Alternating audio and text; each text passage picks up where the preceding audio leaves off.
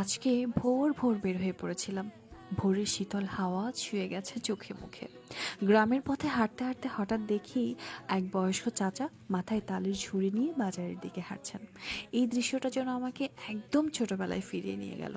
আমি তাই খানিকটা ক্যাপচার করে রেখেছি আপনাদের সাথে শেয়ার করব বলে। তালের ঝুড়ি, আহা কত স্মৃতি লুকিয়ে আছে এর ভেতর। মায়ের হাতের তালের পিঠা, তালের বড়া, আর সেই মিষ্টি তালের পায়েস, সব যেন এখনো জিভে লেগে আছে। তখন তো এসব ছিল খুব সাধারণ খাবার, মানে আমাদের ছোটবেলায়। কিন্তু এখনকার দিনে এগুলো একেবারেই দুর্লভ। আজকাল কোলাহল, ব্যস্ততা আর আধুনিকতার ভিড়ে কোথায় যেন হারিয়ে যাচ্ছে সেই সহজ সরল গ্রামীণ স্বাদ, সেই শিকড়ের টান। এই বয়স্ক চাচার ঝুড়ির ভেতর আমার মনে হচ্ছিল শুধু তাল নয়, লুকিয়ে আছে আমাদের শৈশব, আমাদের স্মৃতি, আর হারিয়ে যাওয়া সেই মাটির গন্ধ।